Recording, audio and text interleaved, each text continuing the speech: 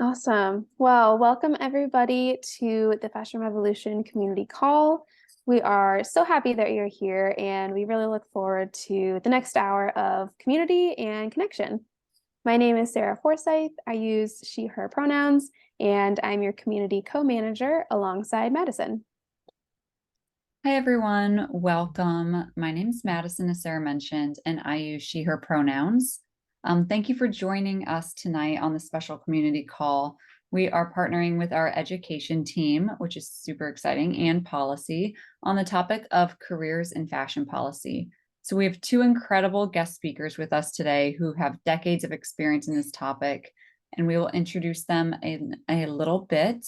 But first, for those of you who are new to Fashion Revolution, to our community calls, we always like to kind of kick it off with a little, icebreaker in the news, just to kind of bring the community together. And so I will pass it over to Sarah to bring us into that segment.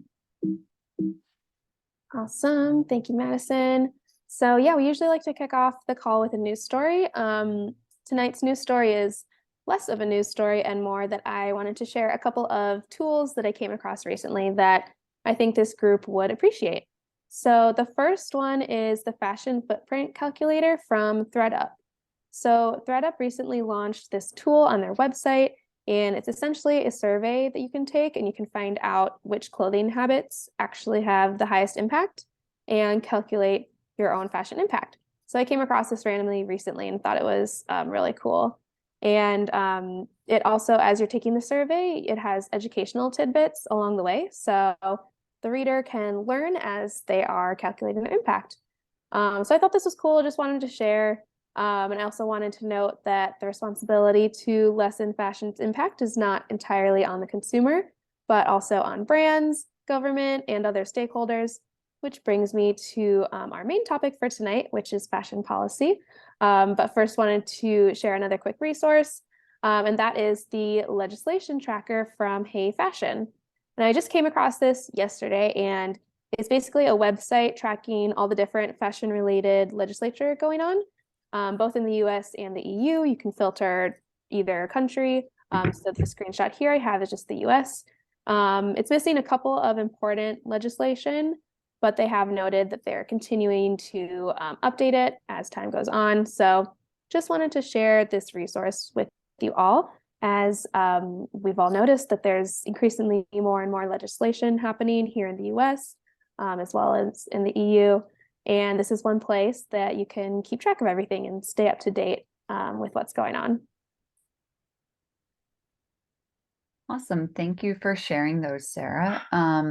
So I just wanted to take a moment and, thank everyone in our community for helping to put on an amazing Fashion Revolution Week. For those of you who don't know, every year we hold Fashion Revolution Week during the anniversary of the Rana Plaza collapse. And there's different events put on throughout the country to help bring awareness and educate. And this year we had 12 events held in the US. There were two amazing virtual panels that we put on, and about 150 people attended both. And there were so many clothes swaps and just wonderful mingling and conversations. I know that in New York, we had some great times watching different videos together, different documentaries, and holding clothing swaps and other panel discussions. So wanted to share just a little bit of the imagery with you guys. So again, we had different events in places like Chicago, in LA, in New York, in Seattle and Washington. And, in New York City, one of our panels we did on the manifesto, one of our manifesto points, there was a clothing swap in Minneapolis, mending and upcycling workshops. So amazing work. Thank you guys so much. And just because Fashion Revolution Week is over doesn't mean that our work stops here. We will continue to work towards our mission in the coming months, and we hope that all of you will be a part of it with us. Awesome.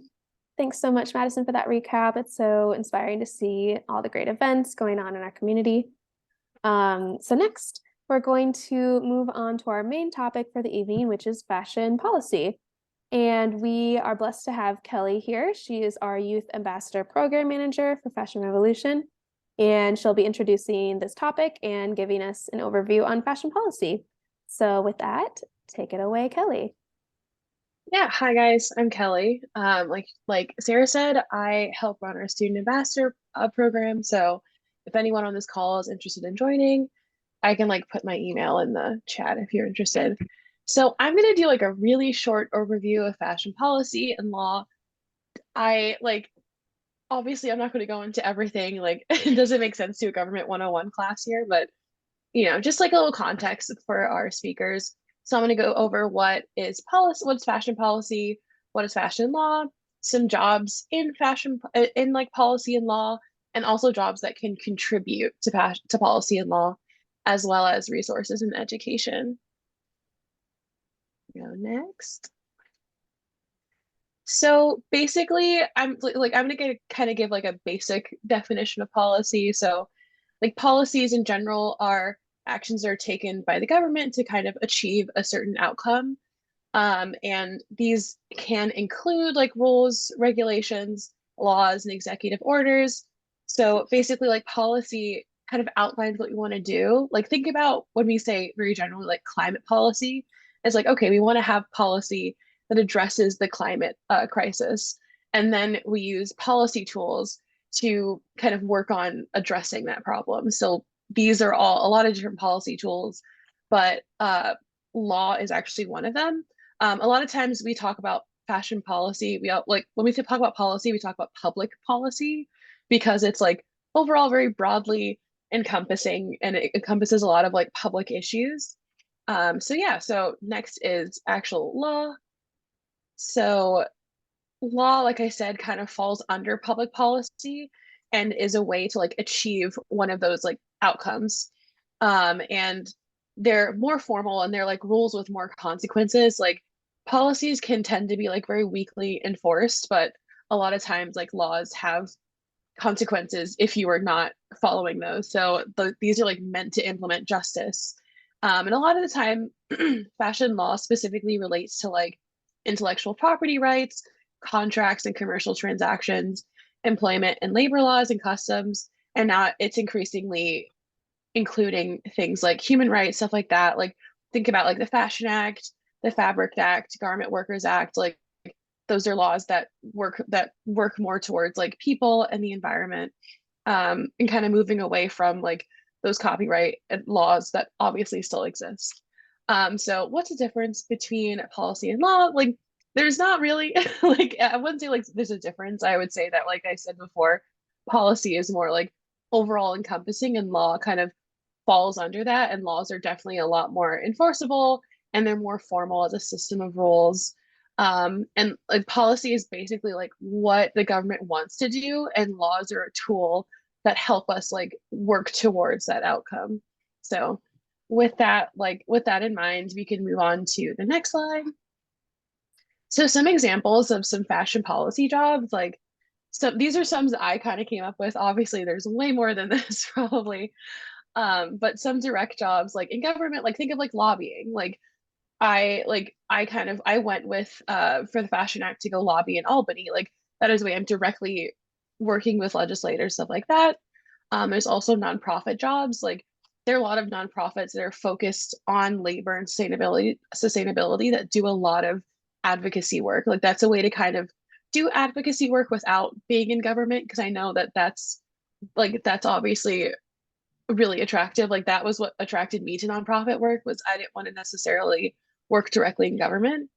There's also like corporate jobs that you can do. Like there's sustainability analysts and data analysts. I know we've talked in a lot of our different webinars how there isn't a lot of data behind what we're talking about in fashion, and having that data, having that evidence is a really good way to help these bills kind of go through and become laws. And same with the science jobs. Like there's a lot of research. You could do research on the effects of chemicals in waterways. Like you can research how microplastics affect humans. Like there's so much research that we can do that directly goes towards like giving evidence and helping actually get to those policy outcomes.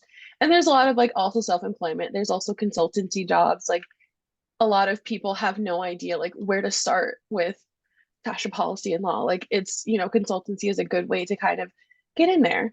So with that, I also have the next slide. I have some education and resources, which for those of you who are interested, like we always send out the PowerPoint of the last meeting to all of our members. So if you're interested in joining and wanting to receive these resources, like let us know, put your email in the chat and we'll get back to you. But there's like the Fashion Law Institute, the Council of Fashion Designers of America, and Fordham Law like specifically has a Masters of Fashion Law program, which I thought was really, really cool. And I also have a list of a lot of resources.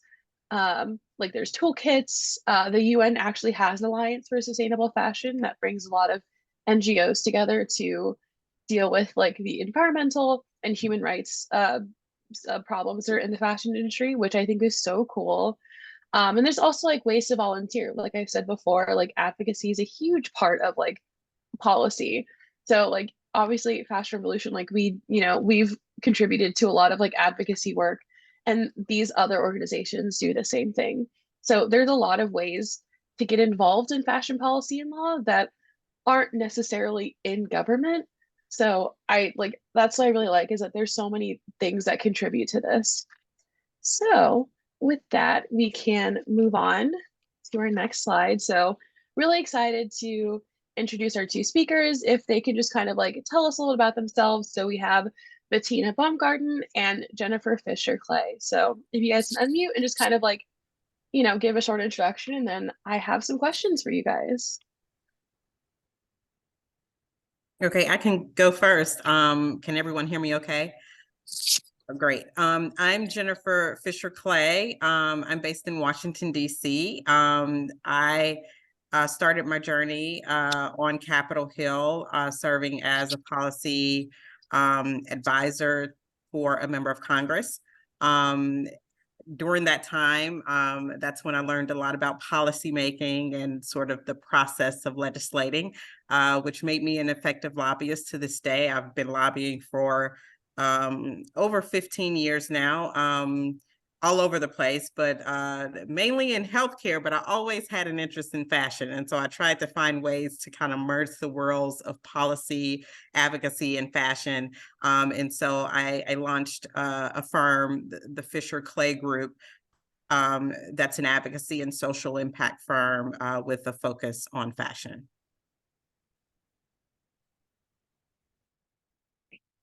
Yes, that's my turn now. Hi, everyone. Thank you so much for having me. My name is Bettina Baumgarden. I am a fashion law attorney. I am actually a graduate of the Fordham LLM Fashion Law program through the Fashion Law Institute. And I have practiced fashion law and am also currently working in the fashion policy space. My trajectory was a bit circuitous. I was a poli-sci major in college, interned on the Hill, worked simultaneously for a congressman and a lobbyist, and really caught the policy bug, but then decided to go straight to law school, and kind of was in private practice for a long time, and then decided to take a sabbatical after having kids and putting my husband through medical school, and decided to work in the fashion industry as a stylist. I got a lot of really up close and personal experience with brands and how they operate, and a lot of the inner workings, which really propelled me towards wanting to work more on the business side of it.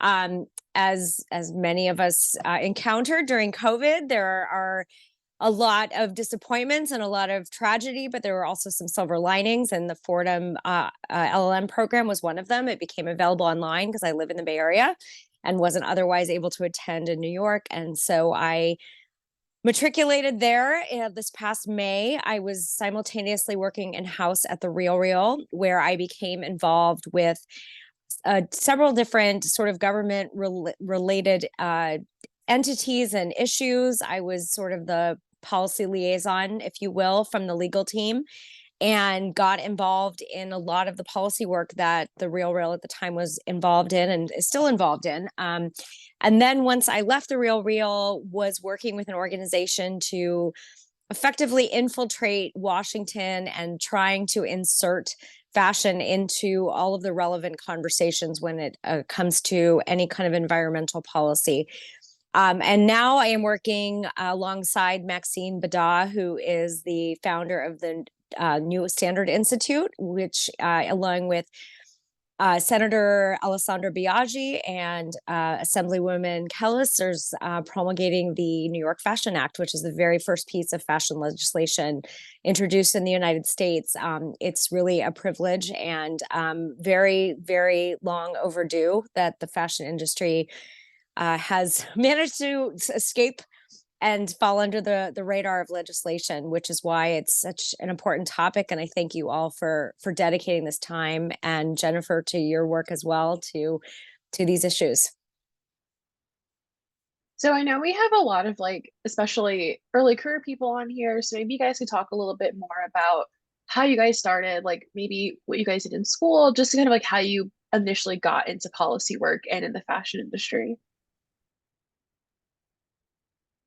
So I was a poli-sci major in college, and knew I wanted to come to DC from Alabama to work for my Alabama congressman. And so I served as a policy advisor. As I mentioned before, I learned a lot about the policy process. I was on the receiving end of advocacy and lobbying, so I knew what worked and what didn't work, which really served me well when I became a lobbyist. And as I mentioned before, I always had an interest in the business side of fashion. And so during the Obama years, they brought so much style and grace to the DC.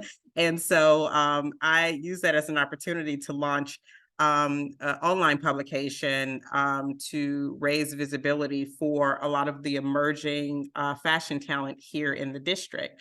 And that blog or online publication quickly morphed into an advisory firm, because I found that a lot of small business owners in fashion, they wanted to have a voice, they wanted to have a seat at the table, they wanted to understand the issues that were happening on Capitol Hill and how they could be a part of that. So I became a resource to them.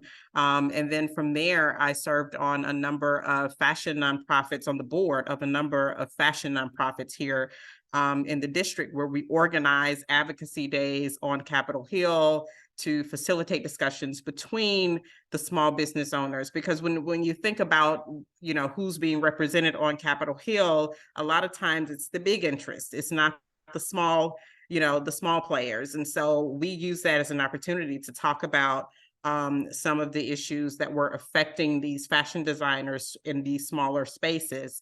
And so, we brought them to the table with the Small Business Administration to learn about, capital and loans and how to leverage government resources in order to scale and expand their business. We brought them to the table to talk about, trade agreements that could potentially impact them, in presidential roundtables. We did that with the Obama administration. We also I also had an opportunity to build, to be a part of a team to build out a fashion incubator in partnership with Macy's and Department of Commerce to steer, opportunities and equip, emerging designers with the tools that they needed to grow and expand, and to be their own voice, and to be able to sit at the table and know exactly what it is that they want and be able to effectively communicate that. And to actually yield results. And so, that conversation obviously have shifted now to sustainability and the ethics of fashion. And so now I'm working with some of those same players, some nonprofits and other organizations to help them sort of navigate the political landscape and help them understand the policies that are on the horizon and how they can be involved and how they can use their voice to facilitate change.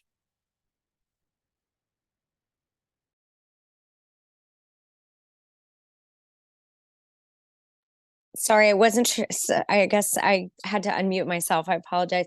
I think, Jennifer has as very similar to my background. Our backgrounds are very similar in that, there was a very similar course of study during college, and I took a very academic route to policy and in both becoming a practicing lawyer and then many years later going back to school and getting my LLM. But what I really want to emphasize is that there's so many areas of fashion policy that need bright, young, creative thinkers that are not necessarily lawyers, that are not just politically focused, even though that obviously is a huge asset.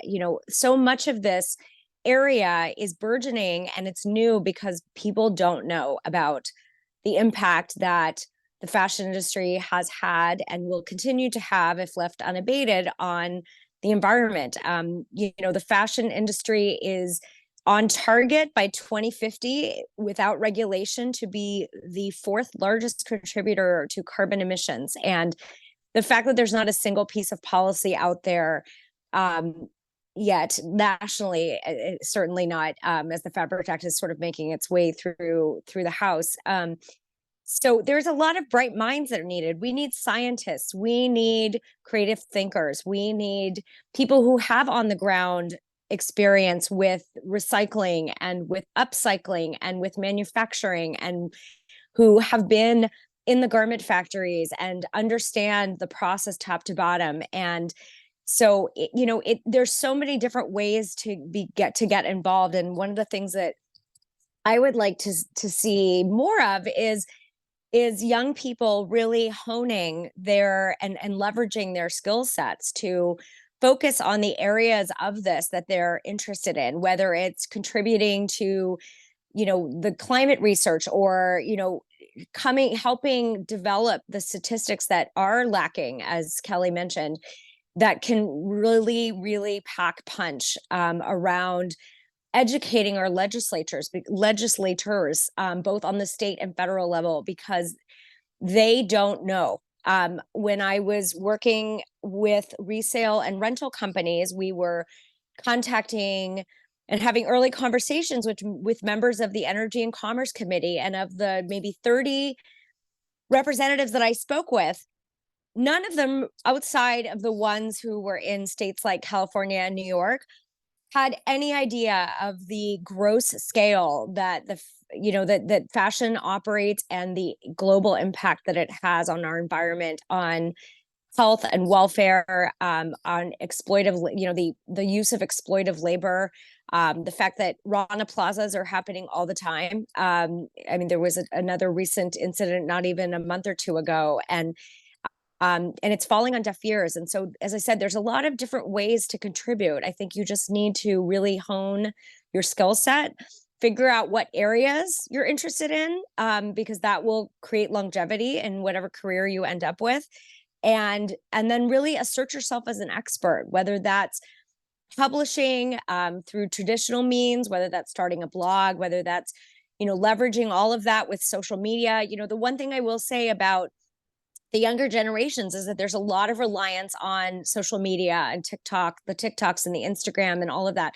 And it's obviously a very effective tool, but it's also a very flooded market. And when you're dealing with legislation and you're dealing with policy, you have to also keep in mind that this is a rather antiquated system. It is very regulated. There are processes and there are rules, and you need to follow them in order to, I'm sure Jennifer can provide us with some loopholes here and there, but there is a process to this, and it's well established. And so it's important also to have credibility to be able to say, well, yeah, I can talk about all of these things because I've done this research, or I've published this paper, or I've spoken on a panel, or what have you. And the more you do that, the more credibility you garner, and then the easier it will be to leverage yourself in various positions.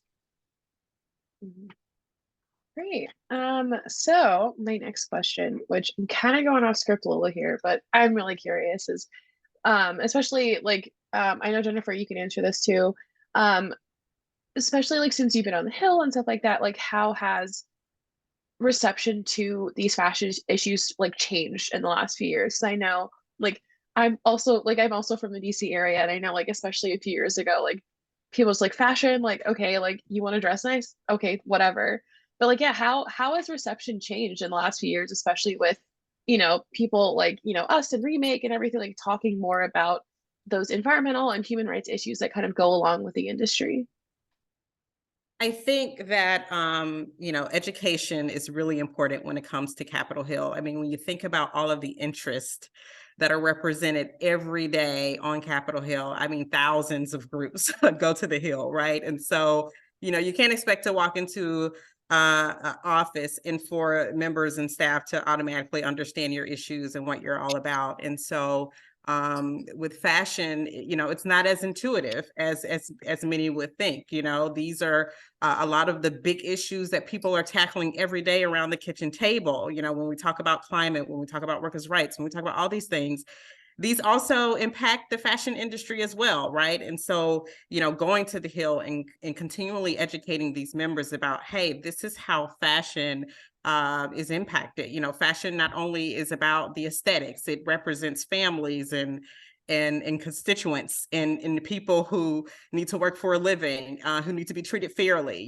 who need to live in an environment that's going to be around for their kids and their grandkids, and so, you need to be able to, find ways to insert fashion into the conversations that are really happening every day. And it's funny how, the fashion conversation has evolved over time, because I remember going to the Hill many years ago, organizing these advocacy days for these small business owners.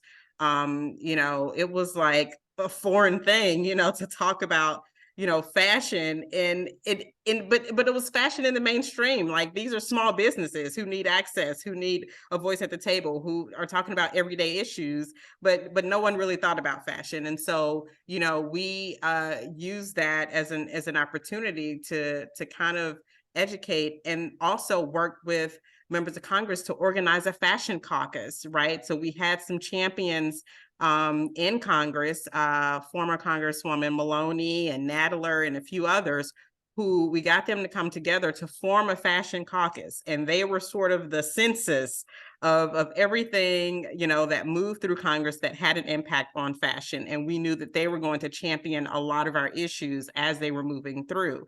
Now, the caucus has since been inactive, but,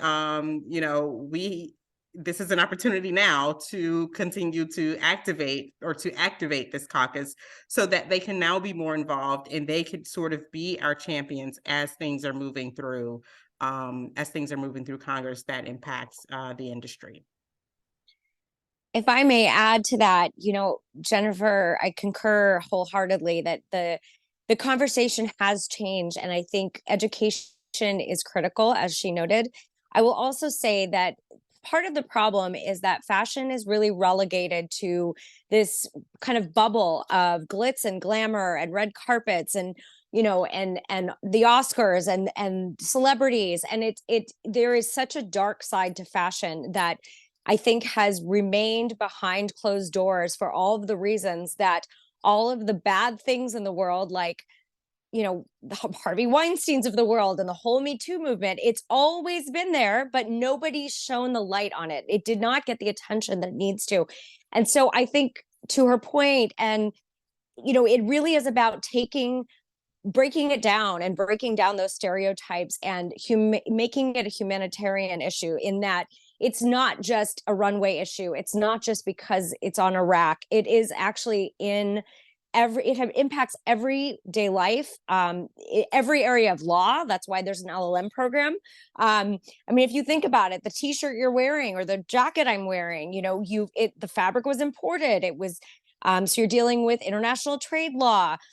There were labor employment law regarding whoever made it, or, regulations that didn't exist for the people that made it, God forbid, because that is the truth with a lot of our garments.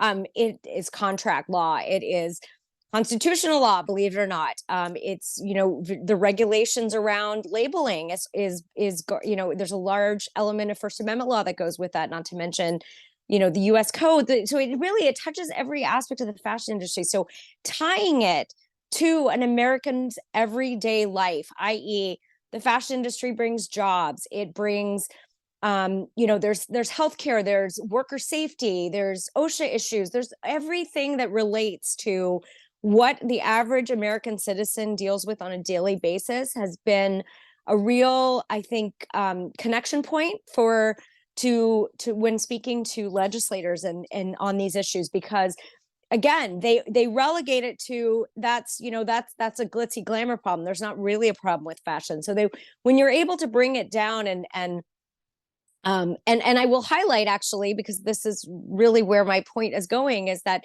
Fashion Revolution, this is actually something I cited in one of my papers that I published last year, did an experiment in the Onderplatz where they had a vending machine selling white t-shirts for €2.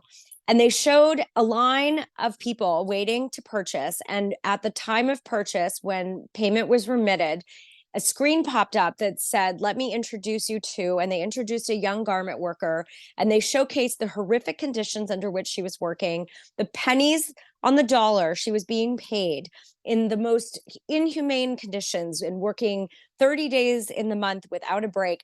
And then it asked the consumer, "Do you still want to buy the t-shirt?"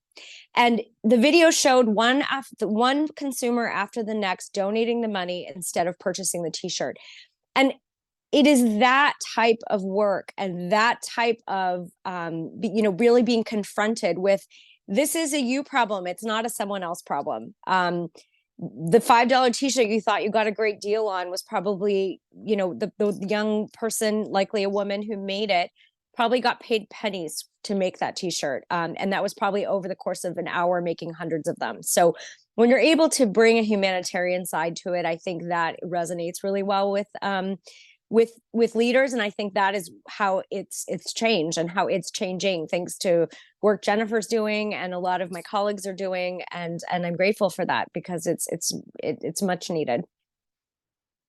So since, in the interest of time, I'm going to start moving on to like some chat questions. So Adele wants to know how people can get involved in like the New Standard Institute and Fisher Clay Group, like stuff that you guys do. Are there any opportunities that like anyone can volunteer or get involved?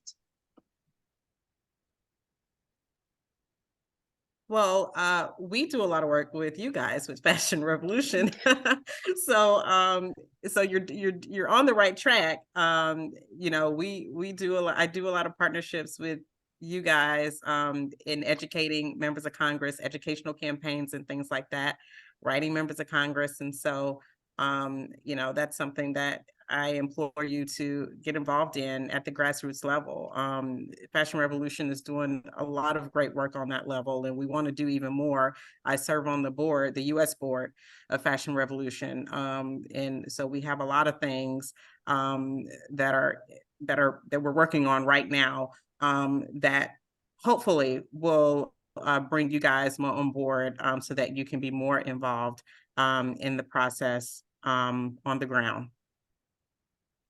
Yeah, I would agree with that. I think, there's lots of different, I work for the New Standard Institute, so I can't speak to what their hiring capacities are at the moment. But what I can say is that, grassroots organization and grassroots involvement is the perfect place to start. And that is not just the responsibility of every person. It is our duty as citizens to use our voices and to let our elected representatives, PS, whose jobs are contingent upon our support of them, to let them know what issues are of importance. And that is a great place to start, whether it's, just even writing letters to your local congressman, organizing your friends to have letter campaigns, volunteering at elections. You can even call and meet with your congressman and say, "I'm a constituent, and these are issues that are important to me." And offer to do volunteer work for their offices. They are short-staffed and they need research. And, it is always a benefit when you are able to offer your services. It's very much what can I do for you? Not what can you do for me? And so the more you approach this area and all of your work with how can I be of service, you will find doors opening up to you more and more. And I think that is part of the creative means of securing jobs in this space. I mean, very candidly, even though I went to Fordham, nobody handed me a job. I had closed my company.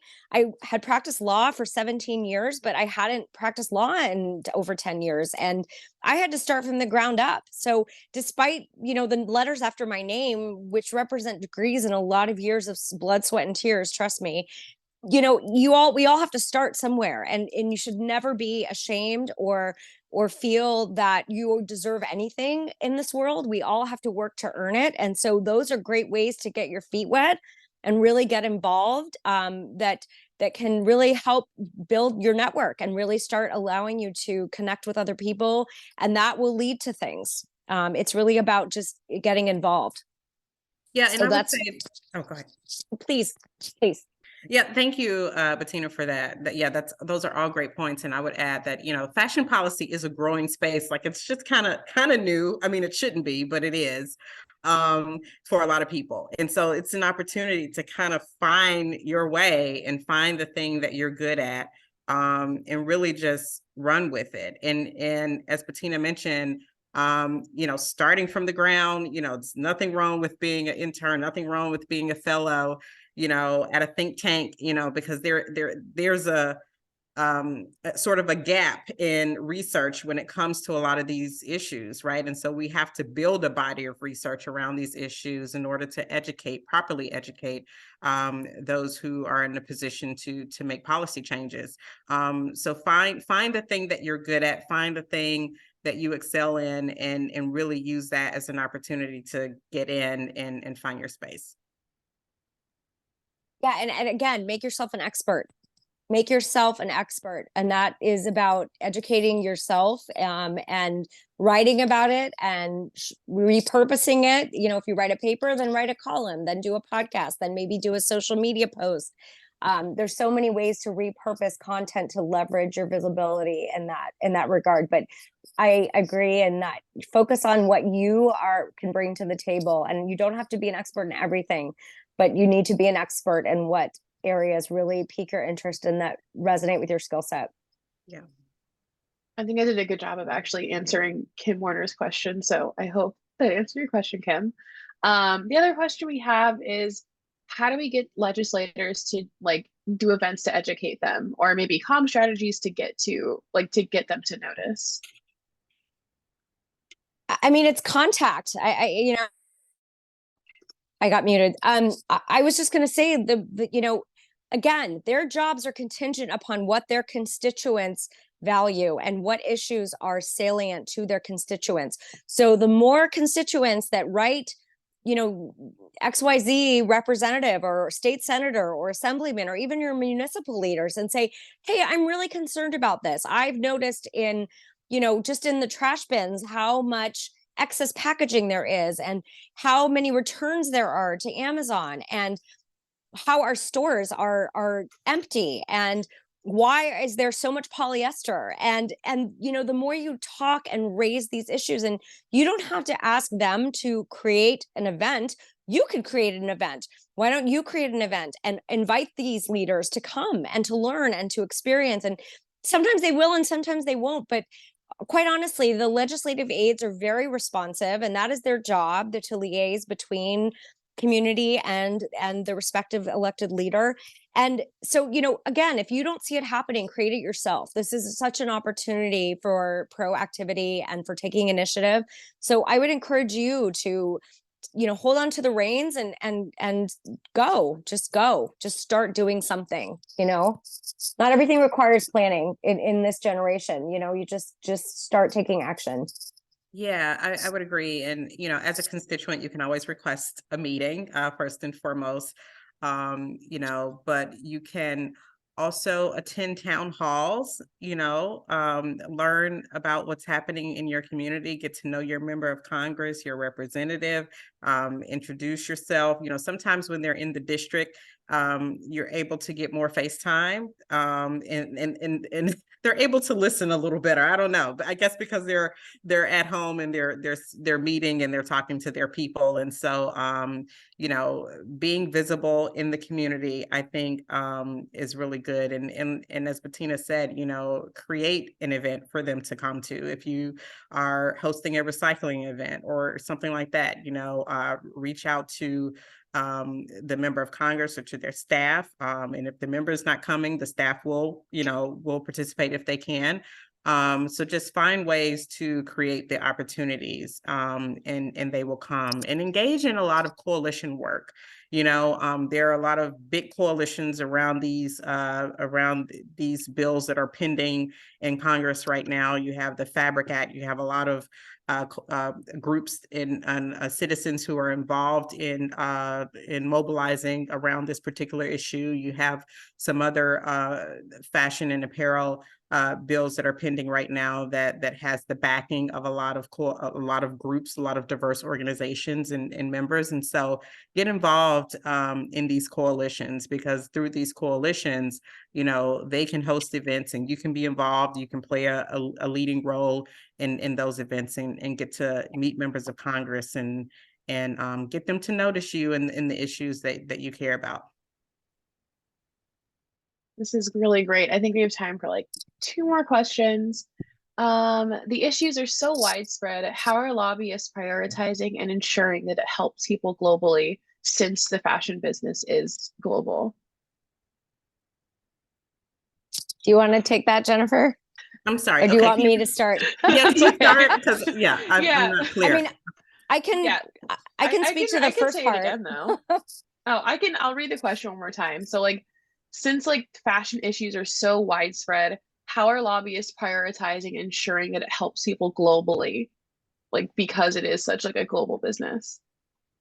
Well, I can speak to the first part of that, if that's okay, Jennifer, not Okay, to what I was going to say was, it's actually the last part of it. So the US generally only has jurisdiction, and what that means is its laws can only really operate on what goes on within the United States borders. We don't have the power or authority to regulate what's happening in Bangladesh or in China or wherever else. What we do have the power is to control what goes on once products enter our borders, or how we treat certain things once they come through customs. And so, yes, you're absolutely right. The fashion industry has become a global entity, which is why we have a lot of the problems that we have right now.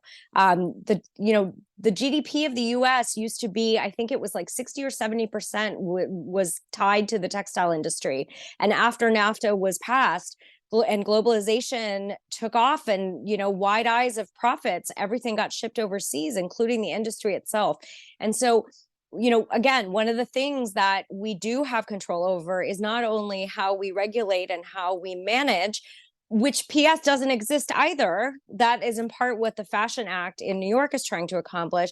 But we also have control over what industries, what space we create in our economy for those industries. That is what the Fabric Act is trying to do, which is really, you know, incentivize garment businesses and textile industry to move back and to domesticize, if you will, the textile industry, so we don't have to deal with overseas problems, slave labor, excess pollution and packaging, from shipping from one factory to the next to sew the button, and then to sew the lapel, and then to package it, and then to send it, and then to export it. So those are 2 ways that we can do it. But since I would like to turn it over to our resident lobbyist, because I'm in terms of how she's handling it with her clients and issues. Yeah, thank you, Bettina. I think that was amazing. In the Fabric Act, you're right.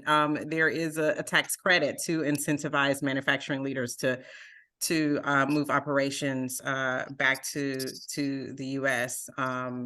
And I would say that, you know, the thing is that there's not going to be one bill that tackles all of the issues that are happening in the fashion industry. And so you do have to learn how to prioritize, and you have to know that you have to keep going back to the table to really get the comprehensive, package that you're looking for. And I know that, when we talk about the Fabric Act and the Fashion Act and some of the other bills that are out there, a lot of people were concerned that they weren't strong enough, right? That they didn't do enough. And I was like, look, this is the start that we need. This is the first of its kind in Congress. We need to try to move this along as effectively and efficiently as we can. And then there will always be another opportunity to come to the table to add something else and to add something else. And so I always like to tell my clients and organizations to really be clear about identifying the problem. What is it that you really want to change? Because there is so many things. I mean, we talk about equity, we can talk about workplace safety and protections, we can talk about carbon emissions, but really identifying that problem and identify the swords and shields, right? What are you willing to fight to change? What do you need to change right now? And what do you need to protect? Because in every legislative battle, you're fighting to change something, but you're also fighting to preserve something as well. And so always like for my clients to be able to clearly understand and identify that, and then build and create partnerships and coalitions accordingly, and really, be strategic about it, know who the players are, know who the supporters, the allies, and the opponents are, and be consistent and persistent in the message, impact patients, because again, change doesn't happen overnight. And we have to celebrate really the small wins and use that as momentum to get to the next step, right? And when I think about the Fabric Act, we're in divided government right now, where we have a Republican led House and a Democratic led Senate, as well as a White House. And so, it may be tough to move the Fabric Act through Congress right now, but we can use this as an opportunity to gain more support, to gain bipartisan support, which is really needed. We can use this as an opportunity to secure a hearing for the Fabric Act so that more members of Congress understand the scope of this bill and how it impacts the industry.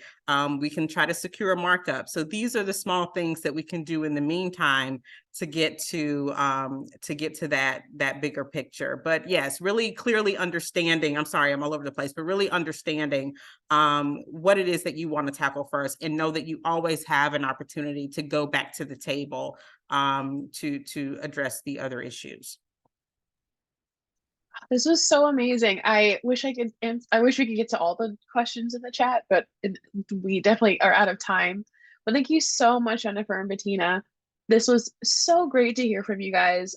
Is there anywhere that people can contact you, or our community can kind of ask you some more questions? Yes, I'll put my information in the chat. I wish I could figure out how to get to the chat right now on my phone. I apologize. You can find me on LinkedIn and just reference that, you were in the panel or you were participating in this discussion, and I'm more than happy to engage. I really view it is really an obligation in all the right ways of being able to mentor and give back, because I think it's important to be able to have strong mentors in your life to help guide you and also really advise and also collaborate with. We policy is incremental, and it takes a lot of creative thinking and thinking outside the box, and so there's room for so much, as long as you are willing to put yourself out there. So don't be shy. Yeah, I put your LinkedIn in the chat. I just Thank you. Yeah, thank you guys so much, and thank you to community for allowing us this space to kind of talk about policy. So yeah, thank you guys. Thank you so much. Thank you. Thank you, everyone, so much for joining. If you want to join Fashion Revolution's community, if you're new to our calls, reach out to us. We'd be happy to get you set up and involved. Thank you, Kelly, for doing this from the education team and policy team. Bettina and Jennifer, thank you so much. Any last thoughts, Sarah? Thank you, everyone. I hope everyone's feeling inspired, educated. I know I learned quite a bit on this call, and it's just, I'm so grateful to be able to connect with this community each month. So just wanted to put out some gratitude to this community, and I hope everyone's feeling as inspired as I am.